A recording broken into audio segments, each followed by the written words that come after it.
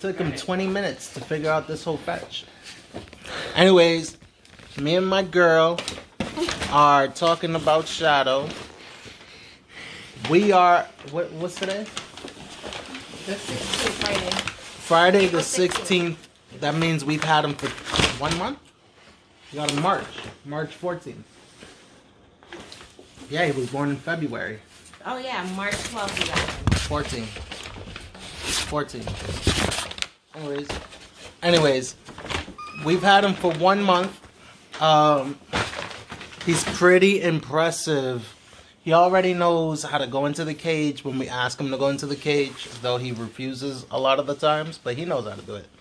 He knows when we say potty, he knows to go to the bathroom. His potty area is at the bathroom, so he goes straight to the bathroom. He jumps into the bathtub.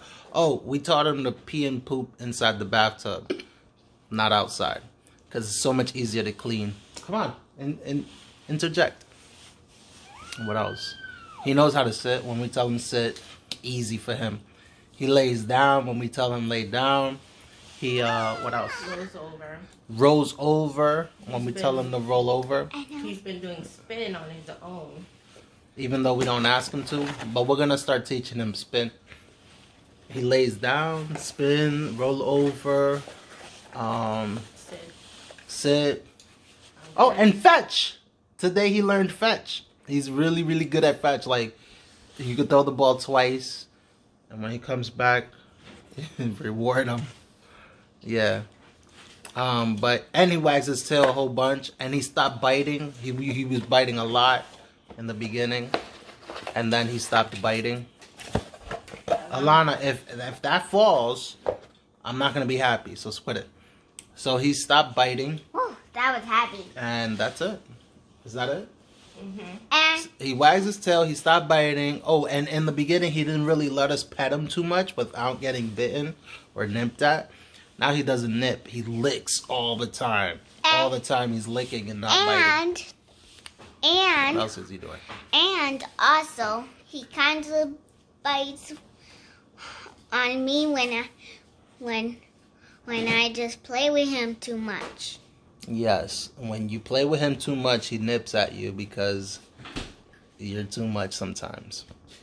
But generally, he is very, very well behaved. And we love that. Oh, and the house does not smell. Not a single section of this entire house smells. It used to smell bad. The living room, this is where we used to have him. We had him in the crate. And then there was a pent that went around the crate. And we had the bowl inside and the pee pad inside. And we left it like that for about 4 days or 3 days. And we realized that that's really, really nasty. I wasn't even able to stay in the living room. I was grossed out. Alright, so we ended up putting the crate inside the bathroom. And we put the whole pee pad inside the bathroom.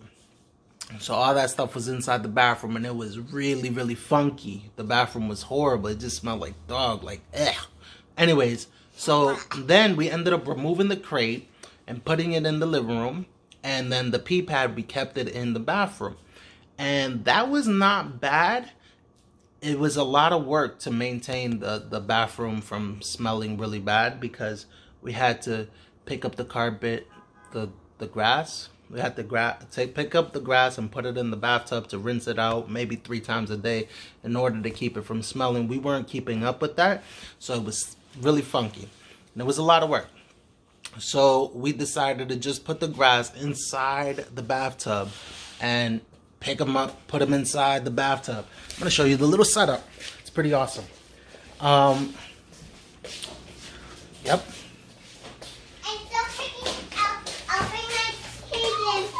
So, excuse me, sweetheart. So this is the setup. We put the grass inside the bathtub. He pees and poops in there. This is to help him get in and out of it. He has no trouble with doing that. So yeah, every time he goes, pees in the potty, in the bathtub, I tell him to sit down on the mat or lay down and then to stay when he stays. Because he knows what's going to happen after he stays. Another one. When we tell him to stay, we rinse out the carpet immediately after he urinated or whatever. and we take our time with that. Well, I do. And then after I'm done doing that, I tell him good boy, and I give him some treats. The treats are in the cabinet right next to the sink, so the treats are always there. And that's it. He always waits for his reward. So he's learning to use the bathroom, and he's learning to sit down and wait and stay. He's learning stay, the command.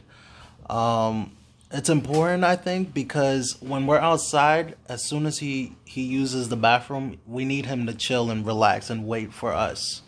And at least he's learning the whole pattern. He uses the bathroom, and then he waits for us to give him a treat. It should make everything easier when we're outside, I think. Hey, Alana, no. Then that the thing was right there. So yeah, the bathroom doesn't smell, not even a little bit. The bathroom smells wonderful. The living room smells wonderful. I see like little dandruffs around here, like in the air, around the crate area. Some space around the crate area. Sometimes I see a little bit of dandruff when he shakes.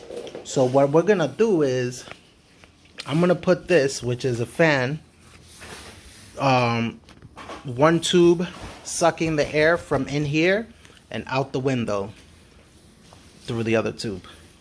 So that's what I'm gonna do. But as of right now, it's a little chilly, and I'm not gonna do that yet until it warms up a bit more. So look at my cupcake. Shadow's pretty good at doing stuff. Shadow actually likes me. Look. You lick all the time. Okay.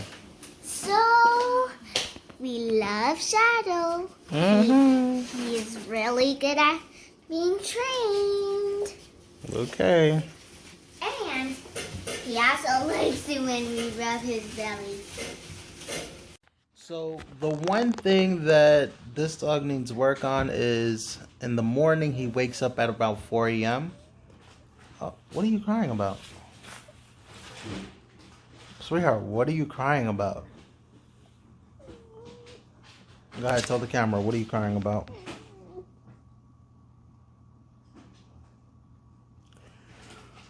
You done? Can I make my video? Okay, let me make my video.